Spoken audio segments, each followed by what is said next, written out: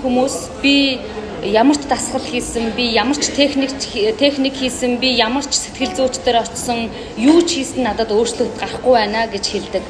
За энийг шалтгааныг та нартай хэлээд өгье. Өөрчлөлт хизээ гардаг вэ гэвэл та хийдэг зүйлээ давтан хийхгүй байгаа үед, өөрөөр хэлбэл өчигдөр хийсэн зүйлээ, өчигдөр хийсэн зуршлаа дахин давтахаа болсон үед, өчигдөр бодсон бодлоо дахин бодохоо болсон үед, өөрөөр хэлэх юм бол үйлдэлээ өөрчилсөн цагт биднэрт амьдрал дээр өөрчлөлт гарна. Түүнээс гадна хоёр дахь зүйл нь би өөрчлөлтийг хүлээгээгүй үед ирнэ.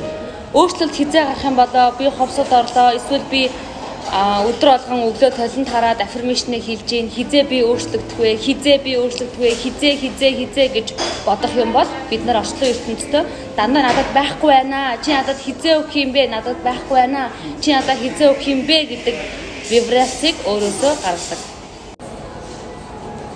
Олон хүмүүс амьдралаа өөрчилмөр байна, амжилтанд хүрмээр байна. Яаж амьдралаа өөрчлөх үү гэж асуудаг. Энийн хариулт нь ердөө даалт хумсар.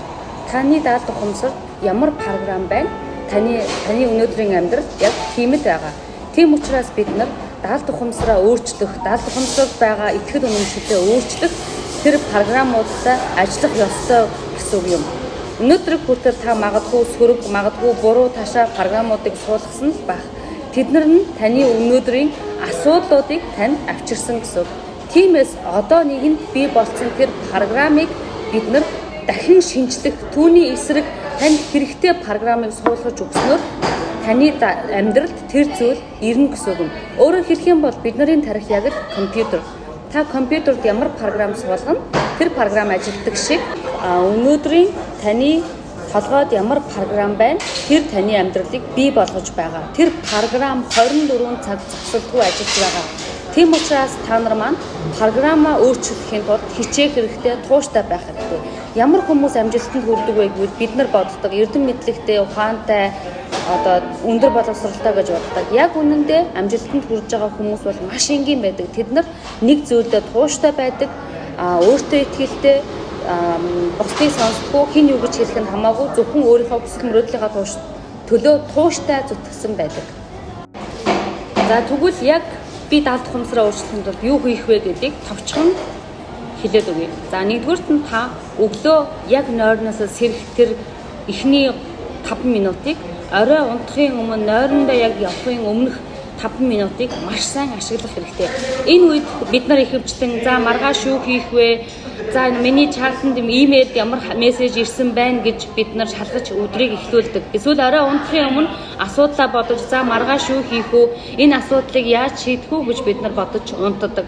Тэгвэл даалт ухамсар маань энэ бодолтой 24 цаг шүнжэнгөө үүнтэй ажиллана гэсэн үг. Үүний оронд бид нар өөрийнхөө хүсэж хүрэх гээд байгаа тэр амьдралыг бий болгох гээд байгаа тэр амьдралыг орой 5 минут төсөөлөд унтах хэрэгтэй. Эсвэл төсөөлж чадахгүй байвал чанга дуугаар тэр амьдралаа яг болсон мэтэр цаасан дээр бүгдийг бичээд тэгээд тэрнийг чанга дуугаар 10 удаа уншаад унтах хэрэгтэй. За өглөө мөн адилхан сэрэнгүүтээ энэ зүйлийг 5 минут чанга дуугаар унших. Эсвэл та төсөөлөх чадвар сайтай байвал 5 минут өөрийнхөө мөрөөдлийг, өөрийнхөө тэр өөрчлөх гээд байгаа амьдралыг яг танд одоо бий болцсон юм шиг төсөөлөд тэгээд босно гэсэн үг юм. Яг энийг бид нар 1 сар хийх юм бол бидний амьдралд өөрчлөлт гарч ирнэ. Өөрөөр хэлбэл энийг хийснээрээ бид нар өөрөөсөө гарч байгаа vibration-уудыг, давтамжуудыг бид нар өөрчилж байгаа гэсэн үг юм.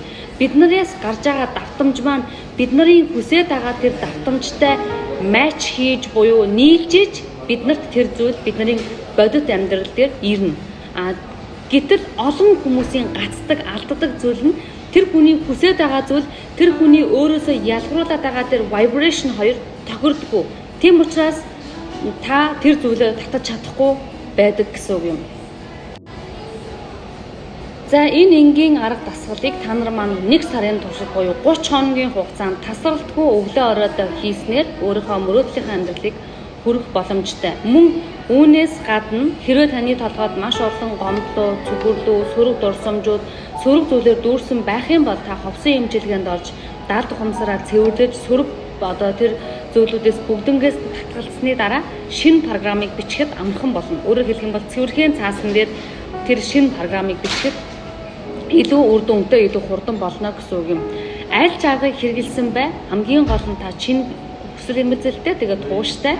Тэгээд өөрийнхөө төлөө өөрөө ажиллах ёстой гэсэн үг юм. Хинч танд тэр сайхан амьдралыг авчирч өгөхгүй. Өөрийнхөө амьдралынхаа төлөө бид нар өөрсдөө хариуцлага үүрч өөрсдөө хөдлөх ажиллах шаардлагатай гэсэн үг юм. Хичнээн та ажилдаа байсан ч гэсэн өглөө 1 цагийн өмнө босож энэхүү дасгалуудыг заавал хийгээрэй. Амжилт хүсье.